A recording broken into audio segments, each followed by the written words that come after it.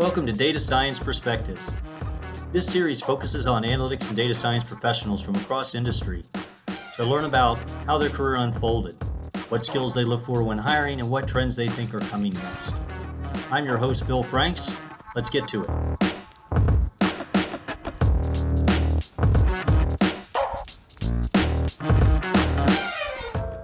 Well, welcome to this episode of Data Science Perspectives.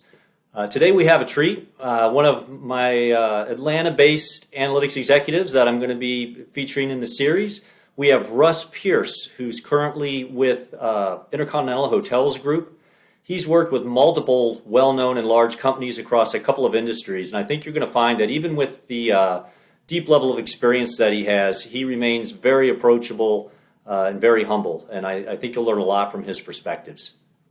He started his career with McKinsey Consulting in the management consulting space. And from there, he moved on to spend 10 years with AT&T Mobility in various roles tied to marketing and big data. He then went to Delta Airlines, also here in Atlanta, where he worked in a couple of roles over a decade in customer insights and analytics. And then more recently, he came to InterContinental Hotels. Here he's focused as the VP of Marketing of Effectiveness. And for those of you who might not be familiar with InterContinental Hotels Group or IHG as it's known, they're actually one of the biggest hotel conglomerates in the world. Some of their brands include InterContinental Hotels, Kimpton, Holiday Inn, Crowne Plaza, Staybridge Suites, Candlewood Suites, and more. So you're certainly very familiar with their thousands of properties across the country. And so with that, let's welcome Russ to the show. Hey, Russ. Well, thanks for joining me today for Data Science Perspectives.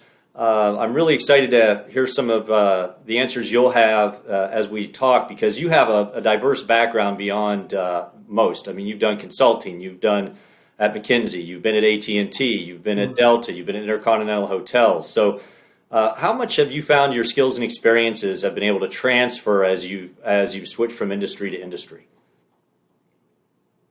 Remarkably, they've transferred really well. I think the skills are highly transferable. What's different, obviously, is industry context and the nature of the problems you're solving. In my mind, I think each time I've had a different step in my career, I've learned a new layer. And I think as you go back, I think the McKinsey kind of model is really around learning how to influence people, which has proved invaluable as far as applying analytics in my later industries. From AT&T to Delta to IHG. Interestingly, I was always staying in the marketing side, so working on business to consumer primarily. So that dynamic of understanding limited information, how do you ultimately drive results and make it measurable? It's really consistent, actually. What's different, of course, like I said, is the economics are different, the terms are different, the acronyms are different, but the skills are highly transferable. Yeah, it's interesting. You've kind of gone the one path is you pick an area like marketing and then transfer that across industries. And then sometimes people will flip that and pick an organization and get super deep within that organization across multiple aspects. So it's definitely multiple paths. I think you hinted at this already in your first answer.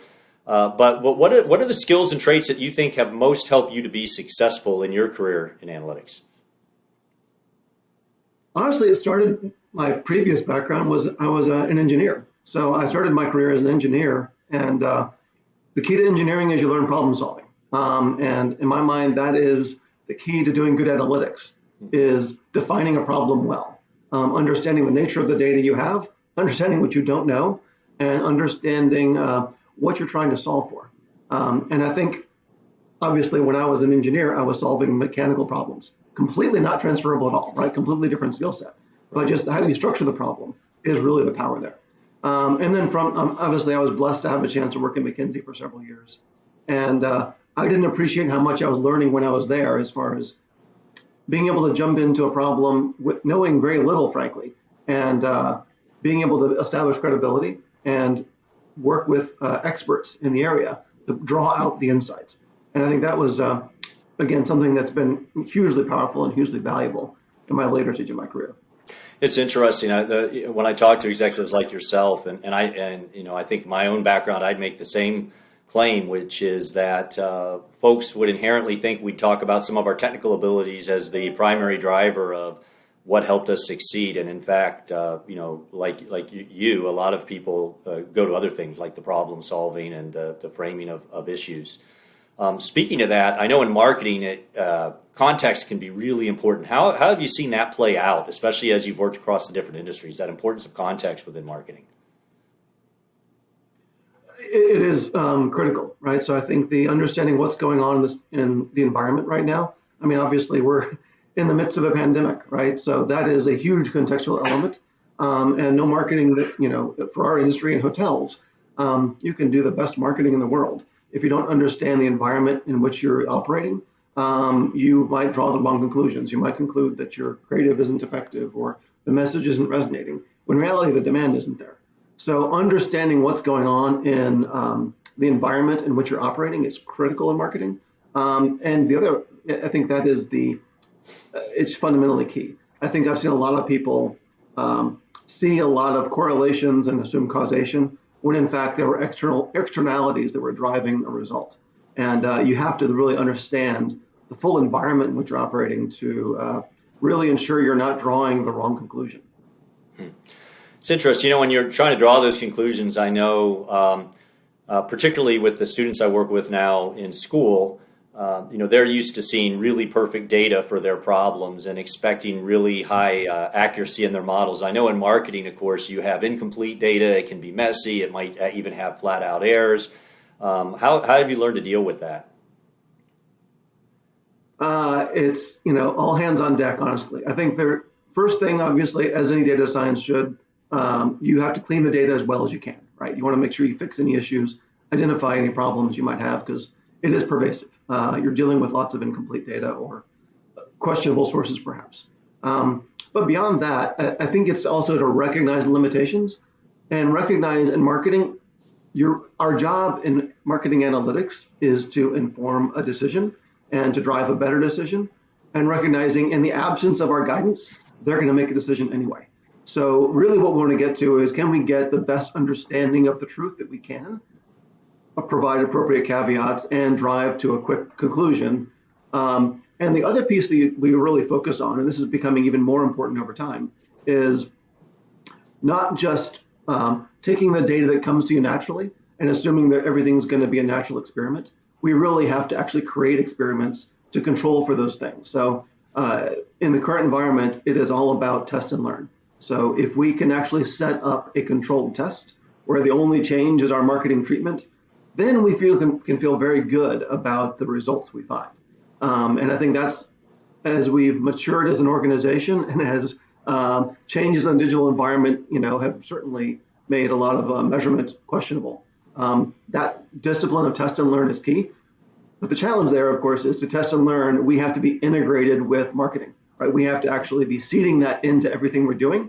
So we have to be an integral part of the planning, which typically the marketing organization isn't thinking about us up front when they're trying to get something out the door.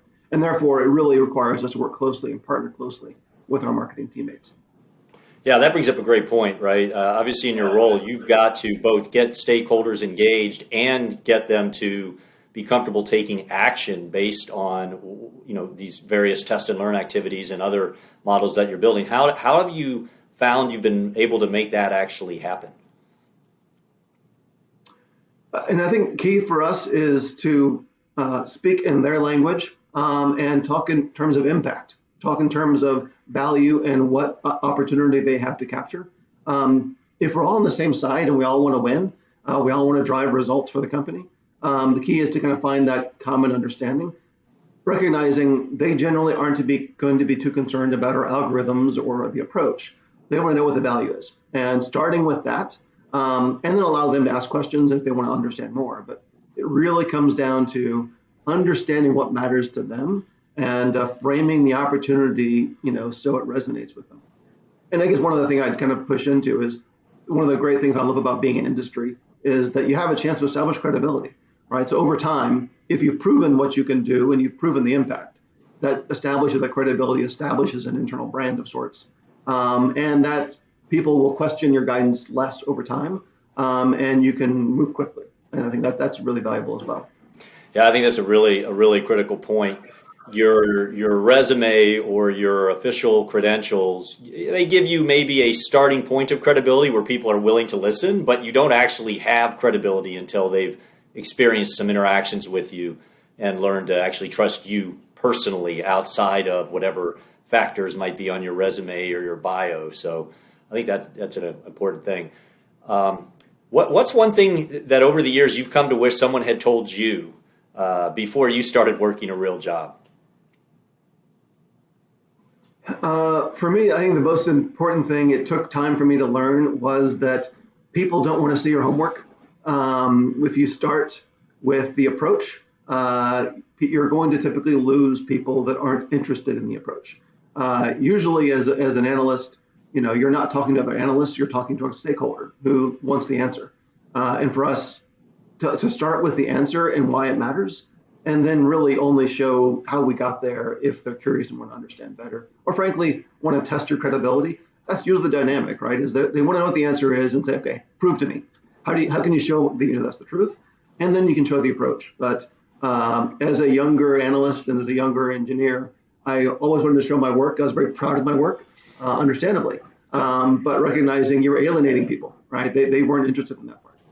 Yeah, it is hard to accept that people actually don't care about all this hard work that you did in that they do care, but in a much different way than we care. So, you've given some insight into kind of how you go about things and how you succeeded. What are some of the core things you look for when you're hiring these days?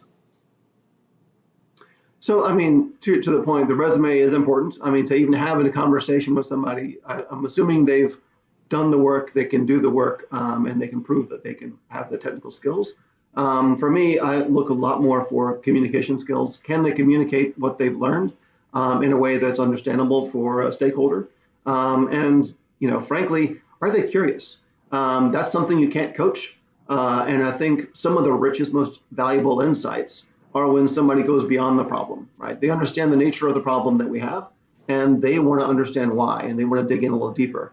And that's when you get those really amazing gems that I can't direct somebody to go find, right? I want them to bring me things I don't know already.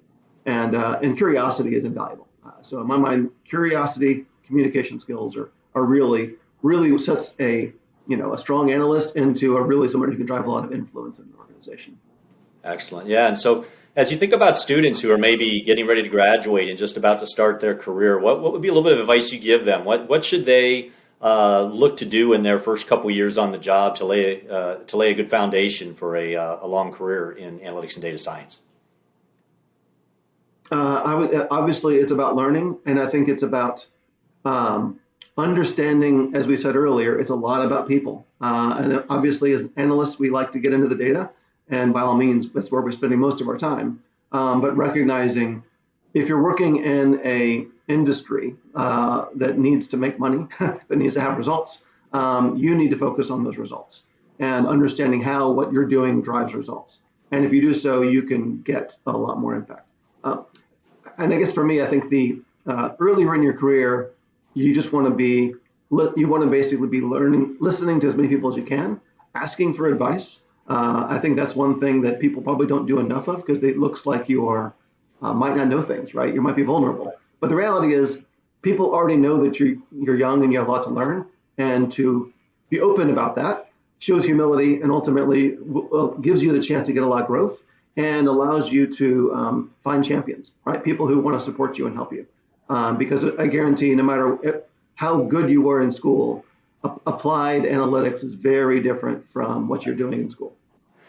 Yeah, you raise a great point that I think young folks need to take care of. You can't bluff your way, right? People who have been doing this for years, they will know what you know and what you don't know, and they don't necessarily mean that in a negative way. They just know the limitations, what you've had an opportunity to learn, and by being open and honest about that, I think it helps everybody get you to be effective more quickly. But if you're not willing to accept or admit where you have things to learn, I think it will go poorly.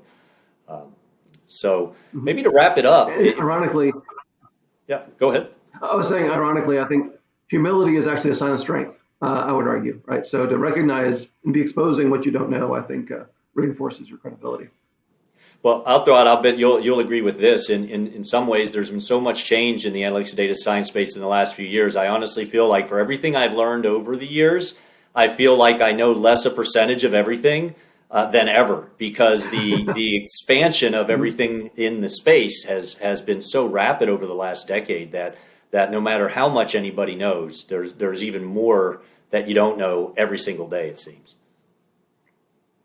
No, very true, very true. So maybe just to finish up here, whether in your specific area of marketing or more generally in the space of data science, what's a key trend you think is going to really take off over the next couple of years?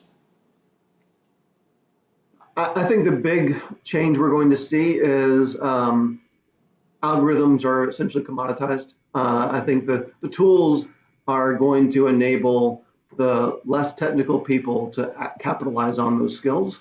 So I think an analyst or a modeler or a data scientist needs to understand algorithms, but recognizing they're going to be harnessing open source tools to build them for them. And instead of being a model developer, they're arguably kind of managing a portfolio. And they need to kind of think about that full overall environment. So I think ultimately everybody is going to be elevated to some level to where they're really managing a larger portfolio as opposed to getting in the weeds and rationalizing individual terms. I think for our industry, that's going to be a big trend. And I guess further out, I wonder, which will be out beyond my career probably, but I wonder what happens in biosciences. I expect, looking at what we've done recently with COVID and mRNA vaccines and everything that's possible in that environment, it's going to be groundbreaking, I think, where the world goes in the future and how ultimately technology integrates with biology. It's kind of scary, perhaps, and maybe the thing of science fiction, but we're kind of there already. We're kind of on the cusp of that. And if I were starting my career, I'd probably go more towards that. For somebody who's earlier in their career, I think recognizing, capitalizing on the tools that allow you to leverage, at scale automation, I think is very powerful. Great. Well, hey, I want to thank you for your time today, Russ. This was great. I appreciate your insights, and we wish you well. I know IHG is one of the many companies trying to now dig out of this hole that happened in the past year, and I'm sure your marketing analytics are going to play a big role in how to get all of your customers re-engaged. So thank you for coming, and good luck. Thank you. It's been a pleasure.